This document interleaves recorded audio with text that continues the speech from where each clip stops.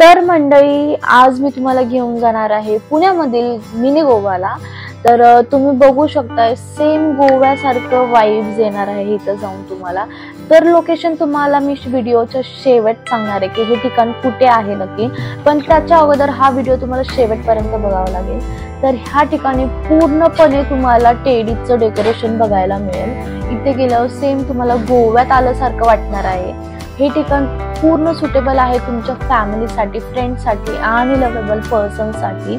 तर ह्या ठिकाणी गेल्यावर तुम्हाला तिथून निघूच वाटणार नाही, एवढं छान ठिकाण आहे।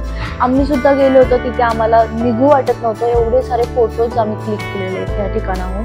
तुम्ही बघू शकता इथलं अम्बिशियस खूप छान आहे, पूर्णपणे टेडीजने डेकोर आहे।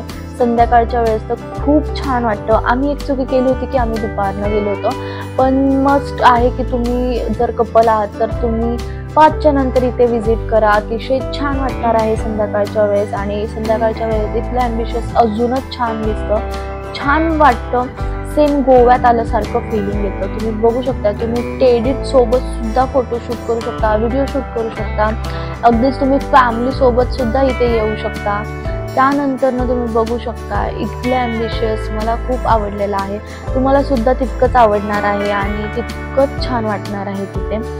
छानपैकी इथं बसल्यानंतर तुम्ही बघू शकता पूर्णपणे टेडीजने डेकोर केलेलं आहे।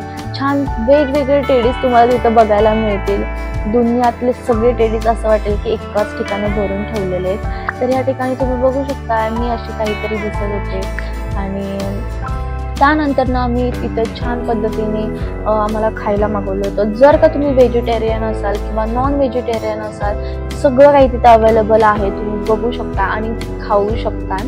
आणि जर का तुम्हाला वेगळं काहीतरी खाऊ वाटतंय किंवा तुम्ही ड्रिंक करत असाल किंवा तुम्हाला पॉटची सवय आहे तर तिथे जाऊन तुम्ही घेऊ शकता, ते सुद्धा अवेलेबल आहे। आणि हे ठिकाण संध्याकाळच्या वेळेस असं काही दिसतं, तुम्हाला मी सांगितलं ना मिनी गोवा। इथे गेल्यावर तुम्हाला असं वाटेल की जसं काही तुम्ही गोव्यात आले आहात आणि अतिशय छान रम्यमय वातावरण होतं रात्रीच्या वेळेस। आम्हाला तिथून जाऊच वाटत नव्हतं, खरं सांगते। तिथल्या लोकांना तर असं वाटत असेल की आज हे जाणार आहेत की नाही, तर आम्ही एवढा फुल पैसा वसूल केलेला आहे आणि फुल फोटोशूट वगैरे घेतलेले आहेत। तुम्हाला जर ह्या ठिकाणी जायचं असेल तर मी तुम्हाला सजेस्ट करेल की हे ठिकाण आहे पुण्यामधील पिंपरी चिंचवड येथे। ह्याचा पूर्ण ॲड्रेस मी तुम्हाला शेअर करते, तुम्ही जाऊन व्हिजिट करू शकता आणि मला त्यानंतर सांगा की तुम्हाला हे ठिकाण कसं वाटलेलं आहे। तर भेटूयात नवीन व्हिडिओमध्ये। थँक्यू।